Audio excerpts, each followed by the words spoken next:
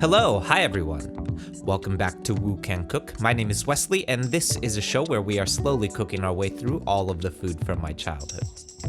Today we're diving back into our series dedicated to deconstructing Chinese American classics with a shot at yet another item from the PF Chang's menu, which is their stir-fried Chinese eggplant. Now, for those who are not familiar in this series, we have been taking menu items from iconically Americanized cuisine like PF Chang's or Panda Express, then taking apart these recipes and reassembling them through the lens of more traditional Chinese wok cooking.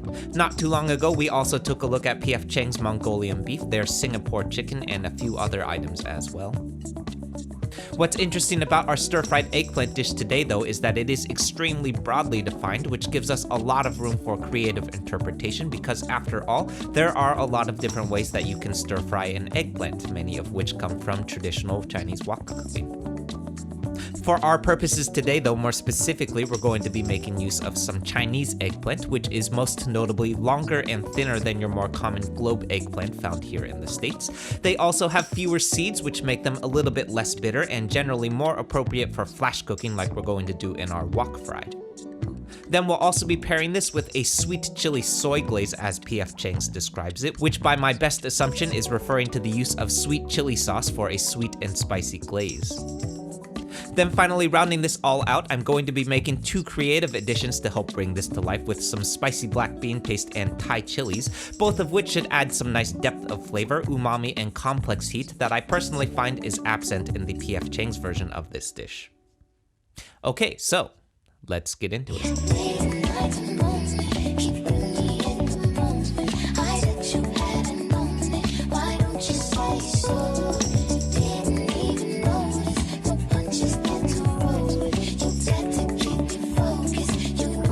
Okay, so kicking things off here first, as we often do with our Chinese recipes, we're starting off with the aromatics of our wok fry for the foundations of our umami in our stir fry today. This is 4 cloves of crushed and minced garlic, followed by 1 inch or about 1 tablespoon of finely minced ginger.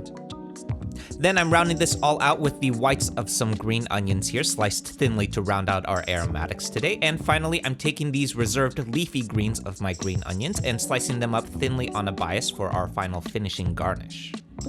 Moving on, next here are my Thai chilies. I'm using 6 of these today for a moderately spicy stir fry. Now, fair warning, these definitely do not appear in the original PF Chang's version of this dish, and in fact, I rarely come across Thai chilies in Americanized Asian food at all, I would guess because they are pretty aggressively spicy.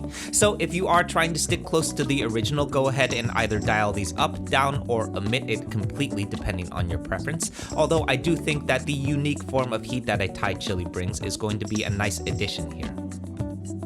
Moving on, next here is the main event today. This is our Chinese eggplant, which I'm briefly deliberating on how I want to chop this up before diving in. Iconically, the PF Chang's version is sliced into wedges, which gives it some nice exposed edges to crisp up in the wok fry. I'm actually going to go with a medium dice here instead though, because I think it's going to help us get a more even cook on these bad boys, which is actually particularly a big concern for us today. More on this later. Moving on to our sauce next, I'm starting off with the 2 prerequisite ingredients since they are in the menu description. This is 4 tablespoons of soy sauce followed by 2 tablespoons of sweet chili sauce for our sweet chili soy glaze. Then next, we're going to bring this all to life with a tablespoon of sesame oil for some aromatic fragrance, 2 tablespoons of Shaoxing wine for some brightness, 2 tablespoons of oyster sauce for some malted briny umami, and finally, last but not least, is a single tablespoon of spicy black bean paste for a nice hefty umami bump today. Last up, in a separate bowl, this is 2 tablespoons of cornstarch dissolved in water for our cornstarch slurry to help thicken things up, and we're heading over to the stove. Alright, so over on the stove, I've got my wok heating up as hot as possible, and we're kicking things off with our eggplant here first, which is by far the trickiest part of our stir fry today.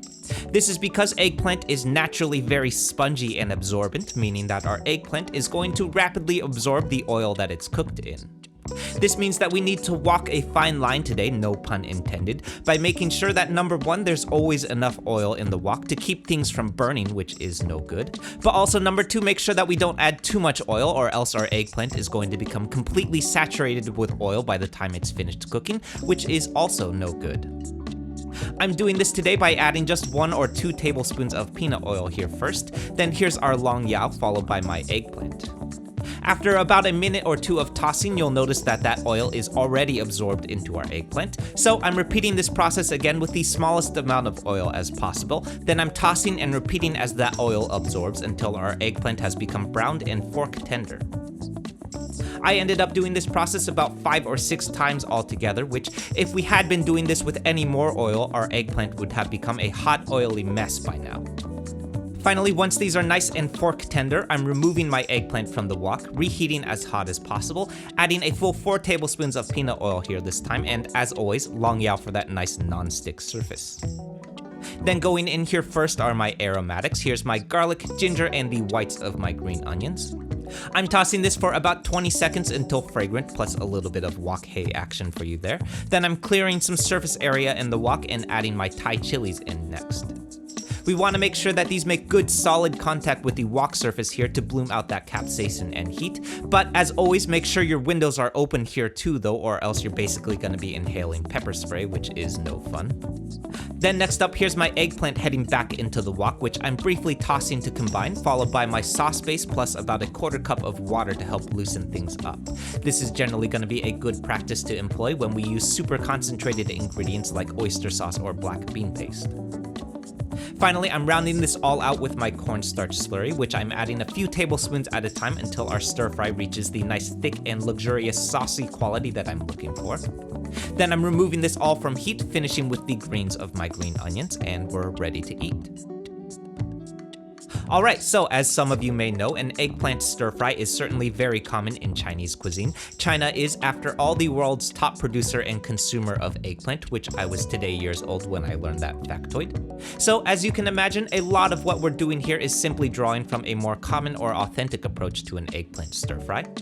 That said though, I did think that the sweet chili soy glaze was a nice addition here and gives us an interesting complex sweetness that's not too overwhelming, as is often the case with a lot of the Americanized Chinese food that I have come across. To add to this, our oyster sauce and spicy black bean paste gives us a wonderfully rich and deeply umami quality for a really classic and traditional approach to this dish. Then our eggplant is perfectly tender without being overly saturated in oil, which is absolutely a constant problem that I come across when I order this dish in restaurants. And finally, our Thai chilies add a nice bit of brightness and heat that I really think just helps cut through the richness of the whole dish perfectly. If you're like me and constantly avoid Chinese eggplant stir-fries in restaurants because they're always too oily, definitely give this one a shot.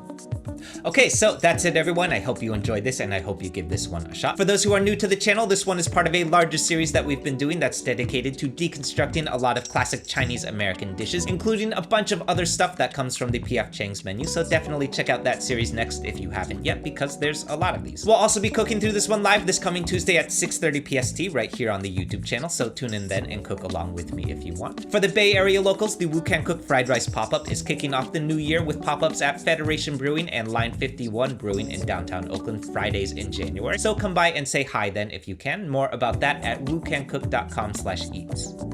Finally, for those who have been watching for a while, make sure that you are also subscribed and hit the bell as well. Only about 30% of you all who are watching are actually subscribed, which if you're like me, you probably don't even realize is you. As always, like, comment, subscribe, share, press some buttons, and I'll see you soon. Bye.